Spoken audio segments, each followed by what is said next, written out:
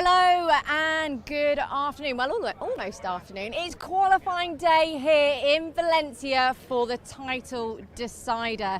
And I don't know about you, Jack Appleyard, but if there was anything to get the nerves jangling, the tension rising, 8 crashes in FP3 just about did it for me. Absolutely, did it for me as well. I think it did it for all 22 gosh. MotoGP riders as well when they woke up this morning and the temperature was a little bit colder than what we'd had yesterday. I'm sure all of the guys in the box were going before they went out, please, turn 4. And what caught them out? Turn 4, time and time again, as the guys went left again, and then eventually flicked right, and the front ends let go. But fortunately for our title fighters, both Pecco Bagnaia and Fabio Quartararo relatively stayed out of trouble. Fabio comfortable in 5th, but it was far from straightforward for Pecco. I'm sure the guys in the Ducati box were sweating in those final 5 minutes. Well, it's just those type of scenarios that really... Should we have a word with Remy and just ask how he got on? If there's anybody that can give us a bit of insight on how it was out there this morning, it's Remy. Hello. Sorry, we've caught you a little bit unaware. Would you mind joining us, Remy? Lovely. We were just talking about FP3, a bit colder than we were all expecting. How was it out there for you guys? I was okay. I mean, everyone was crashing, so I was just taking a little bit easier on the front tyre, but yeah. I'm not in any situation to be pushing like hell, so at the moment I'm just staying on the bike.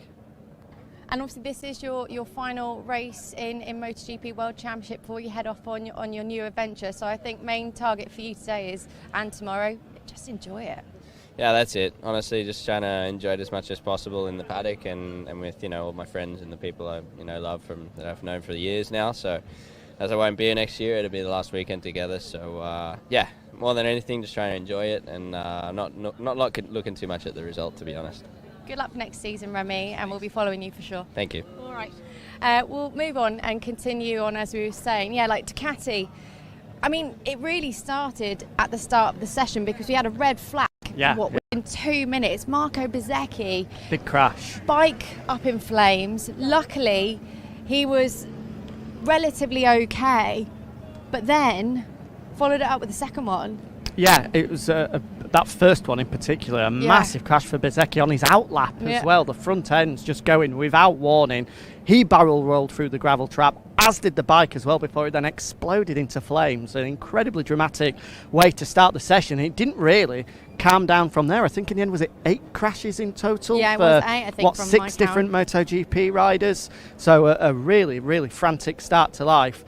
But in terms of the guys fighting at the championship, as we said, 5th for Fabio, 9th for Pecco, means that they'll both go directly into Q2, meaning that it's going to be unmissable stuff later on this afternoon. And we said yesterday that normally the script is that Pecco, come Saturday morning, can catch up, but didn't look like he was that comfortable out there. I mean, he was saying yesterday to the journalists, the media, to anybody asking, and you can bet your bottom dollar, you got asked a few times, nerves not too bad, but session so far wouldn't really back that up. I think there's about a 10th separating him and Fabio, if I can have a look at my little cheat sheet.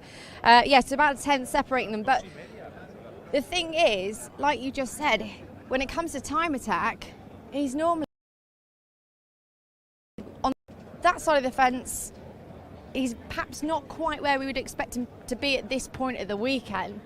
But Fabio Quartararo, we spoke about his qualifying record perhaps not being the best so far this year. I didn't realise his last front row was back in Assen. Yeah, a long time ago. The last time he was on the front row, goodness, how things were different. He was leading the World Championship by 91 points. Everything was looking so rosy for him, and since then it's fallen off a cliff. And you would have to say, given what we saw in the time attacks yesterday and this morning as well, still 5th, the best that Fabio could manage, even when he was at the absolute limit. Yeah, I think a front row is going to be difficult, as we've seen so often this year. The Ducatis over. Looking at the timing screens today, Jack Miller fastest. You wouldn't be surprised about a Ducati front row lockout. Like we saw this time last year. Exactly. But also, at this point in time, Darren Binder followed up his heroics from yesterday with the top 3, finished again inside the top 3. I mean, That's not bad going at all, is it? Not at all. Not and at that all. normally, for Brad, I mean, we call him a Sunday rider for a very good reason. He's always epic on Sunday. It's normally qualifying that gives him a bit of work to do. But if he is starting that much further up the grid, I think he's perhaps a bit of a dark horse in the race on Sunday. Massively, massively. The qualifying has been his Achilles heel, or rather than say his Achilles heel, maybe the KTM's Achilles heel, that he's just been unable to really maximise the potential of that bike over one lap. But a couple of changes this weekend, as we mentioned yesterday, a brand new chassis as their focus looks towards 2023 already. He's kept that on, hasn't he? He has, Yeah. and maybe that's just giving him the little bit of the edge that he needs. We know that Darren, come on, stop for a chat with us. Here we go. First of all, how are you, mate?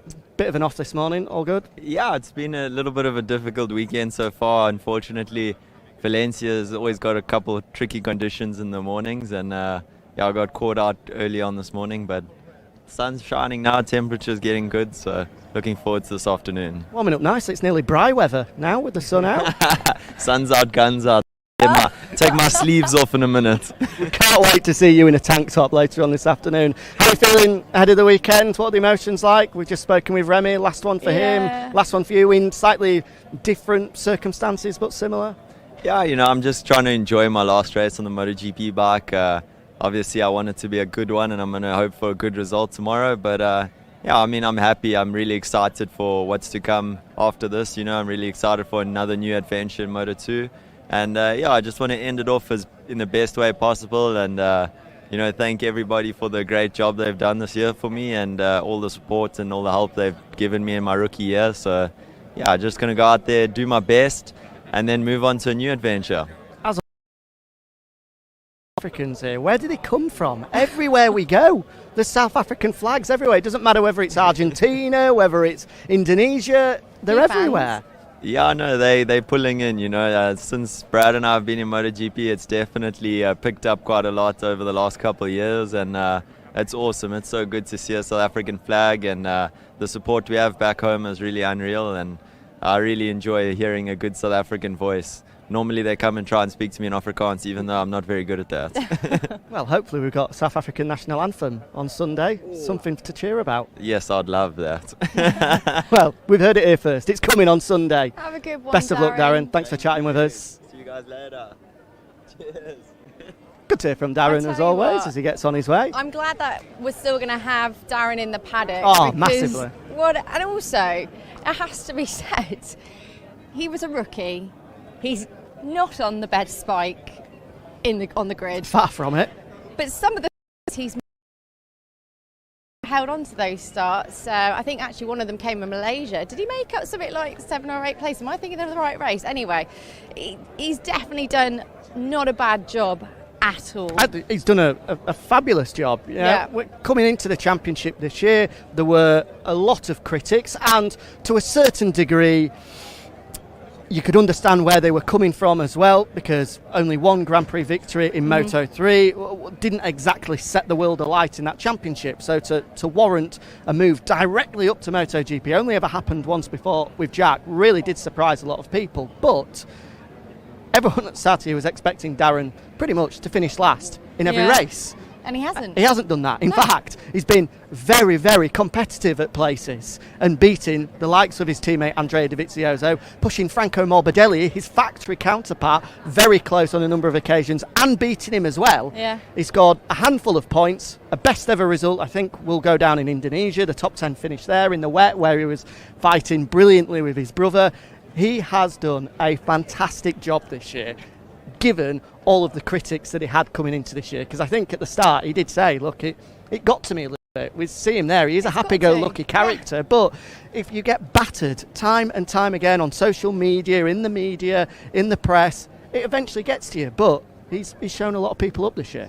Well, the only other rider to move straight from Moto3 to MotoGP is Jack Miller. He took his first pole position this year since that very infamous pole position at Argentina 2018.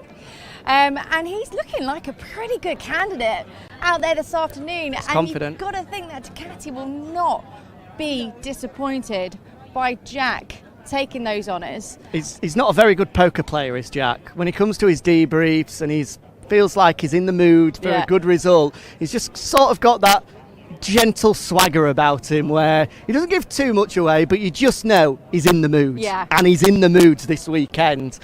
I feel that if he can qualify on the front row, which is definitely possible, given the fact he was fastest, he's going to go out and look to win the race. And do you know what?